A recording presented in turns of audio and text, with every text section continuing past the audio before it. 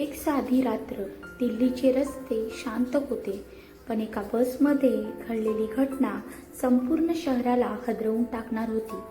निर्भया नावाची एक मुलगी आणि तिचा मित्र त्या रात्री कुठल्या अंधाऱ्या वळणावर उभे राहिले, जिथे त्यांच्या आयुष्याचं संकट सुरू झालं. ही घटना फक्त तिच्या आयुष्यासाठी नव्हे, तर प्रत्येकाच्या सावधगिरीसाठी एक जागरूकतेचा इशारा आहे. ही घटना 16 डिसेंबर 2012 रोजी घडली. दिल्लीच्या मुनारिकाजवळ रात्री जवळजवळ 9 वाजताच्या सुमारास निर्भया नावाची 22 वर्षीय विद्यार्थिनी, एका पॅरामेडिकल स्टुडंट आणि तिचा मित्र एकत्र मॉलमध्ये लाईफ ऑफ पीआय सिनेमा पाहून घरी परततच होते. निर्भया शांत, हुशार आणि स्वप्नाळू होती, पण त्या रात्री तिचं जीवनच बदलून टाकणारं संकट तिच्यासमोर उभं होतं. तिने आणि तिच्या मित्राने द्वारकाला जाणारी प्रायव्हेट बस घेतली. तिथे आधीपासूनच 6 जण बसले होते. बस थोडी पुढे गेल्यानंतर आपला रूट बदलते आणि मग ती लोक निर्भयाला आणि तिच्या मित्राला म्हणतात, तुम्ही एवढ्या रात्री का फिरता? तेव्हा ती दोघं त्यांना इग्नोर करतात, त्यांच्या प्रश्नांच्या उत्तराची टाळाटाळ करतात. तेव्हा ती लोक निर्भयाला छेडछाड करण्यास सुरू करतात.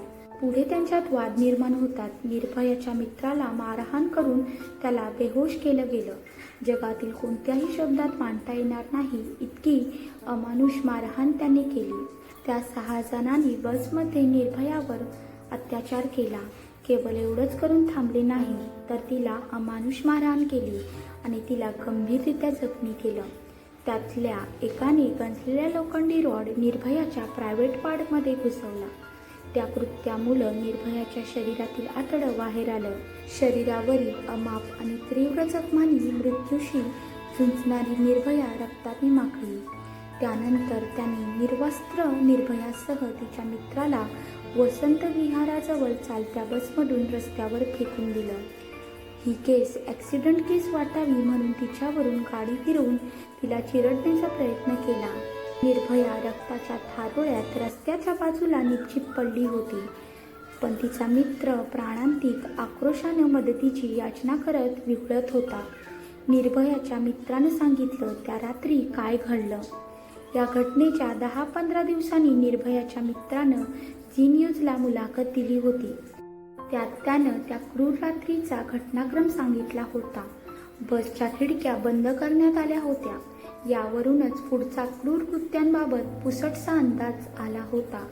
ज्यावेळी आरोपींनी निर्भयाशी छेडछाड केली, त्यावेळी ती त्यांच्याशी खूप झगडली. पोलिसांशी संपर्क साधण्यासाठी तिने मोबाईल हातात घेतला, तेव्हा त्यांनी मोबाईल हिसकावून घेतला आणि मला मारहाण चालू केली. तर निर्भयासोबत दुष्कृत्य केलं. ज्यावेळी आरोपींनी दोघांनाही बसमधून बाहेर फेकलं, त्यावेळी बसनं चिरडून टाकण्याचा प्रयत्न केल्याचं निर्भयाच्या मित्राने सांगितलं. रस्त्याच्या बाजूला पडलेलो असताना येणाऱ्या जाणाऱ्या लोकांकडे मदतीची याचना केली, मात्र 20-25 मिनिटं कोणीच थांबत नव्हतं. निर्भयाचे शरीर गंभीर जखमांनी माखलेले होते. या घटनेत तिचे शरीर, तिचा आत्मा दोन्ही त्रस्त झाले होते. रात्रीच्या जवळजवळ 10:55 पोलीस घटनास्थळी पोहोचले. निर्भयाला आणि तिच्या मित्राला तातडीने सफदरजंग हॉस्पिटलमध्ये दाखल करण्यात आले, जिथे तिच्यावर गंभीर अवस्थेत पाहणी करण्यात आली. निर्भया रक्ताने माखलेली आणि जखमी होती. तिच्या शरीरावर अमाप आणि तीव्र जखमा होत्या. निर्भया काही तासांनी सिंगापूरमधील माउंट एलिझाबेथ हॉस्पिटलमध्ये हलवण्यात आली, पण तिने तिथे अखेरचा श्वास घेतला. तिच्या मृत्यूनंतर देशभरात संतापाचे वातावरण निर्माण झाले. दिल्लीसह भारतभर लोक रस्त्यावर उतरले. सोशल मीडियावर चळवळ सुरू झाली आणि महिला सुरक्षेसाठी आवाज उठवला गेला. पोलीस तपास वेगाने सुरू झाला. आरोपींना पकडण्यासाठी अनेक दिवस घालवले गेले, पण तातडीने आरोपींवर सुनावणी सुरू करण्यात आली. 6 आरोपींपैकी 4 फाशीची शिक्षा सुनावण्यात आली, तर मुख्य आरोपीने तुरुंगातच आत्महत्या केली. अल्पवयीन आरोपीला 3 वर्षाची शिक्षा देण्यात आली. या घटनेनंतर भारतात महिला सुरक्षेबाबत कायद्यात सुधारणा करण्यात आल्या.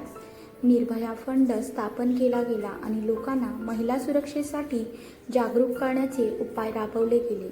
तथापि अजूनही महिलांवर अत्याचाराची संख्या कमी झालेली नाही. निर्भया ही क्रूर अत्याचाराची घटना नव्हती, तर संपूर्ण समाजासाठी एक धक्का होता.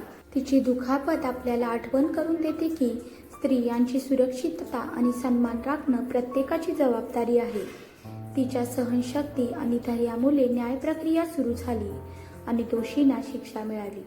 पण तिचा जीव घेतलेल्या त्या रात्रीची घटना आपल्याला सतत सतर्क ठेवते. कोणत्याही प्रकारची हिंसा किंवा अत्याचार सहन करूनही आपण समाजात जागरूक राहायलाच हवं.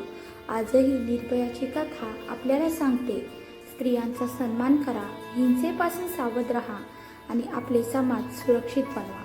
भीतीने नाही, जागरूकतेचे बदल घडवू.